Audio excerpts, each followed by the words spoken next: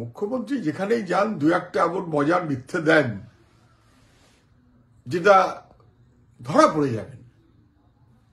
গঙ্গাসাগরে গেছেন, এমনি উনি কপিল মুনির সবাইকে সাধু সন্ত খুব ভালোবাসেন সেসব তো যা হওয়ার হলো। তারপরে ওখানে নাকি একটা ব্রিজ উনি করে দেবেন, করে দিলাম, এসব ব্যবস্থা করে ফেলেছি। কেন এত দেরি হলো মুখ্যমন্ত্রী? কিন্তু 2008 সালে কান্তি গাঙ্গুলি তখন মন্ত্রী, সুন্দরবন উন্নয়ন দপ্তরে 400 কোটি টাকা ফাইনাল হয়ে গেল। প্রণব মুখার্জি তখন ইয়েস করে দিলেন, উনি তখনও প্রেসিডেন্ট হননি। কেন্দ্রীয় সরকার তার অংশ থাকবে, রাজ্য সরকার তার অংশ থাকবে, ফাইনাল। আটকে গেল কেন?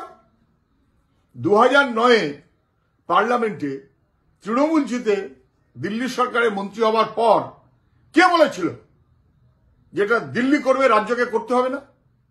কেন তৃণমূল বলেছিল রাজ্য করার দরকার নেই, রাজ্যের প্রকল্প বাতিল করে দেওয়া হলো কেন?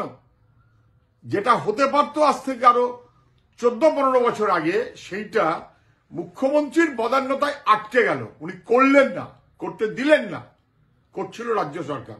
15 বছর দেরি হবার দায় যদি এখন হয়ে থাকে বা হবার মতো ব্যবস্থা হয়ে থাকে, তার দায়িত্ব মুখ্যমন্ত্রীর। বাংলার কোনো কিছু ভালো হোক এটা উনি কখনো চাননি।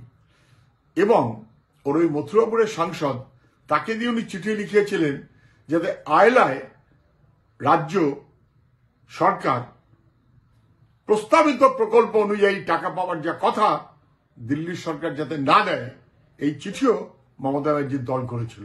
বাংলা বিরোধী মনোভাবে বরাবর চলেছে মুখ্যমন্ত্রী, আজকে অসত্য কথা বলছেন।